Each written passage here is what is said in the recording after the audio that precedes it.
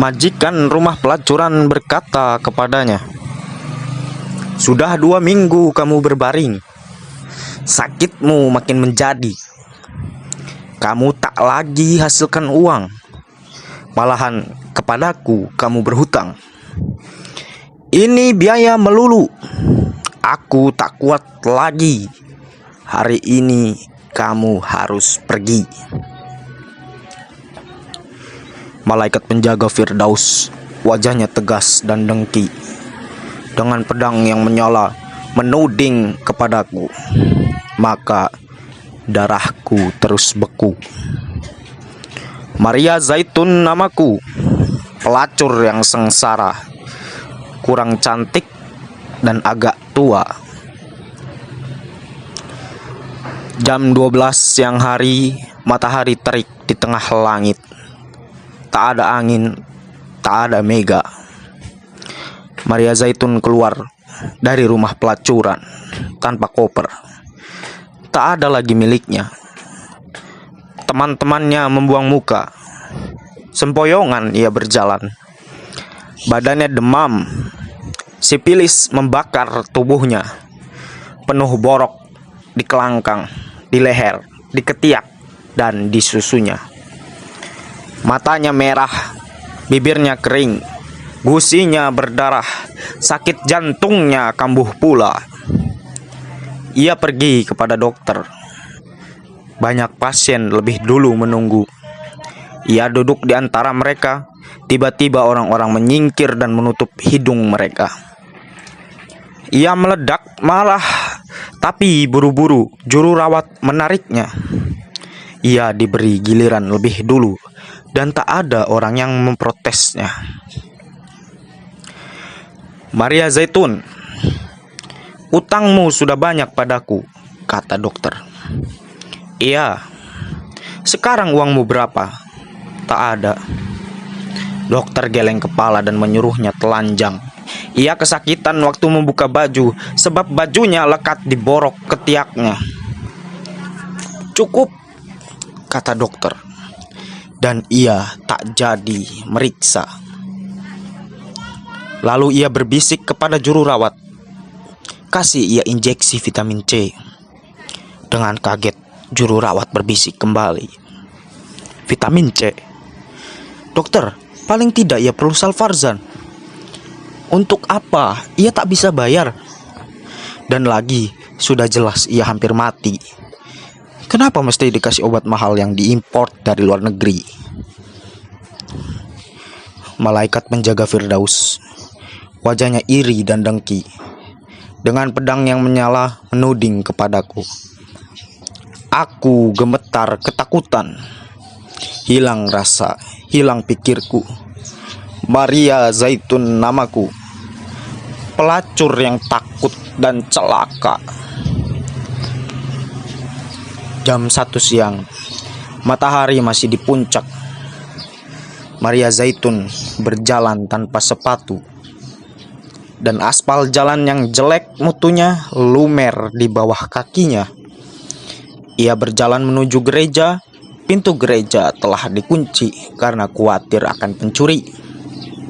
Ia menuju pastoran dan menekan bel pintu. Koster keluar dan berkata, "Kamu mau apa?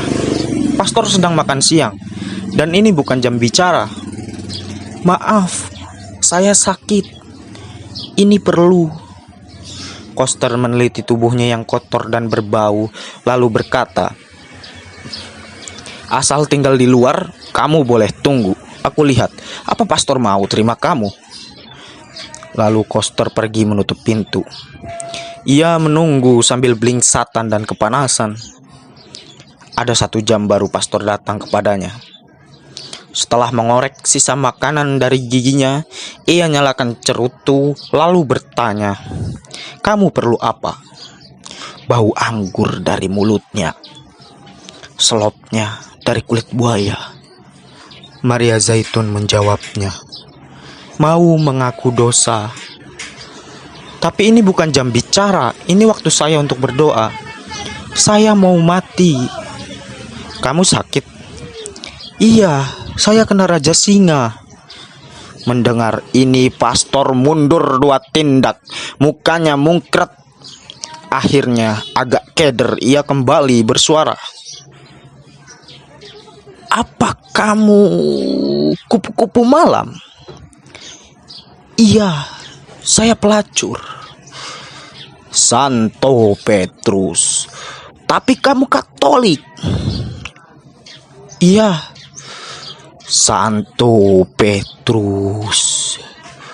3 detik tanpa suara. Matahari terus menyala.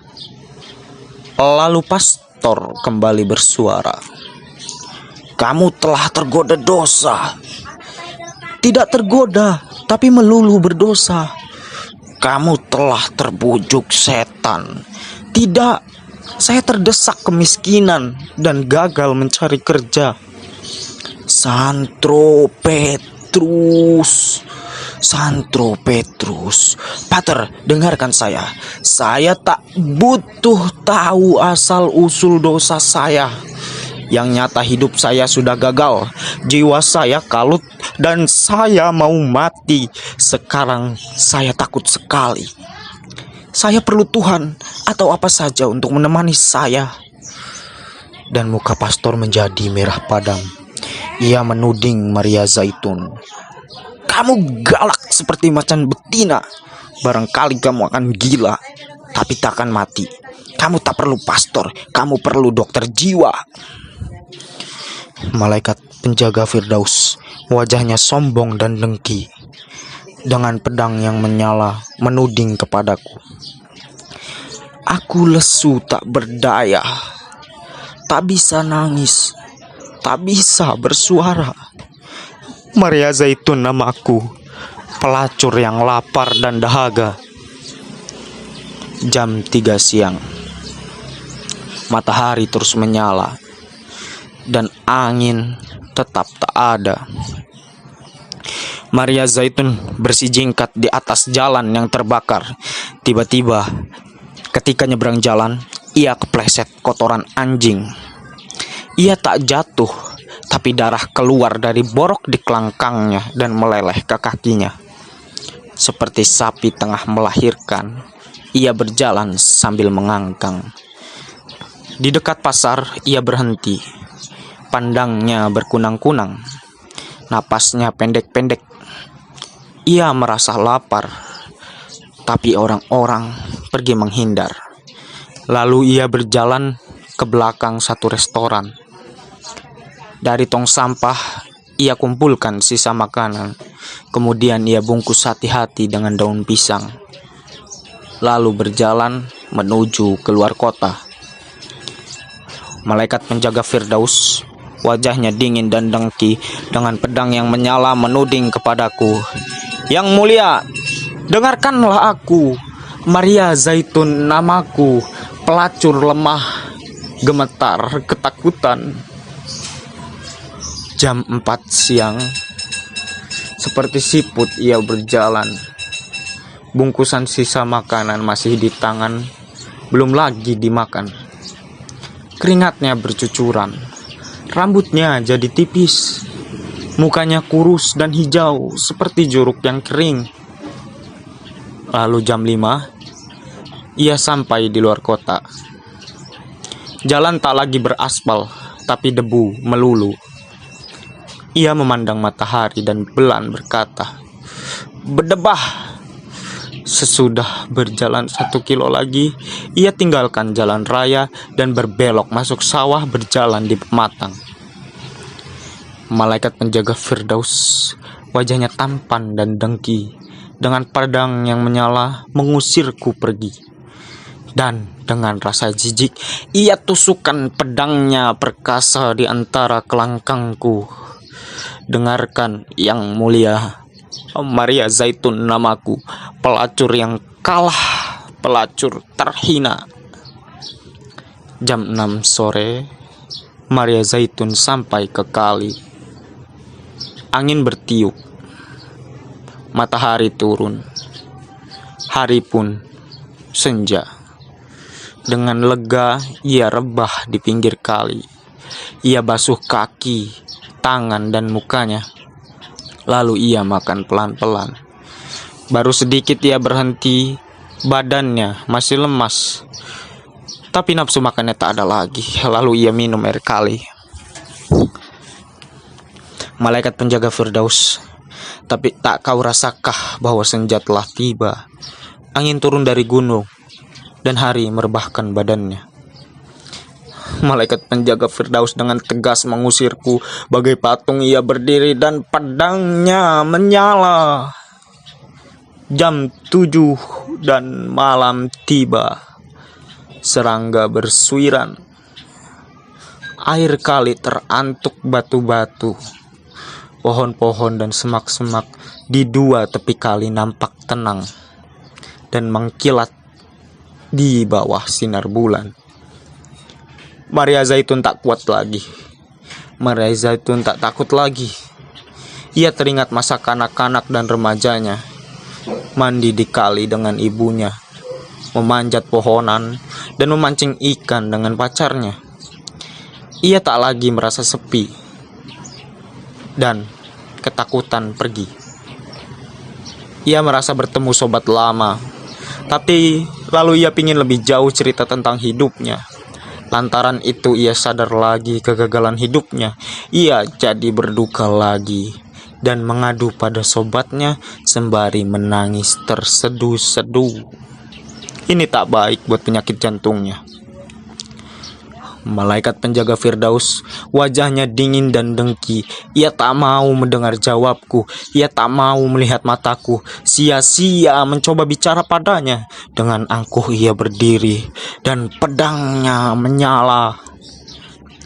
Waktu, bulan, pohonan, kali, borok, sipilis, perempuan, bagai kaca kali memantul cahaya gemilang.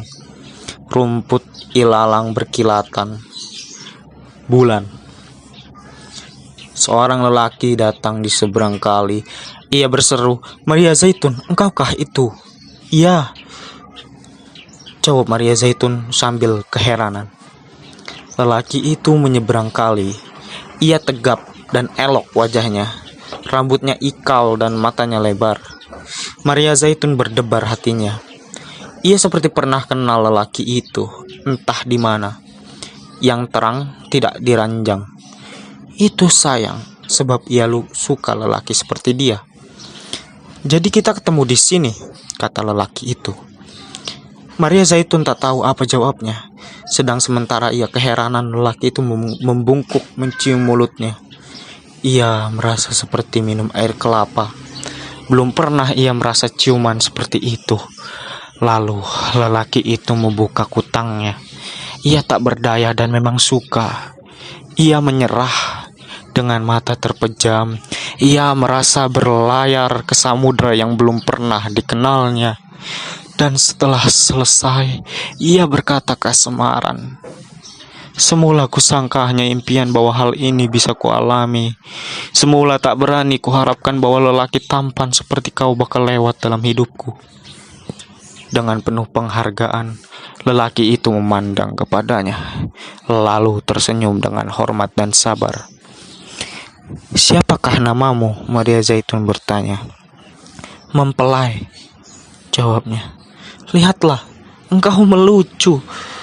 Dan sambil berkata begitu, Maria Zaitun menciumi seluruh tubuh lelaki itu. Tiba-tiba ia terhenti. Ia jumpai bekas-bekas luka di tubuh pahlawannya, di lambung kiri, di dua tapak tangan, di dua tapak kaki. Maria Zaitun pelan berkata, "Aku tahu siapa kamu." Lalu menebak lelaki itu dengan pandang matanya. Lelaki itu menganggukkan kepala. "Iya, betul." Malaikat penjaga Firdaus, wajahnya jahat dan dengki. Dengan pedang yang menyala, tak bisa apa-apa. Dengan kaku ia beku, tak berani lagi menuding padaku. Aku tak takut lagi. Sepi dan duka telah sirna. Sambil menari, ku masuki taman Firdaus dan ku makan apel sepuasku. Maria Zaitun namaku. pelacur dan pengantin adalah saya.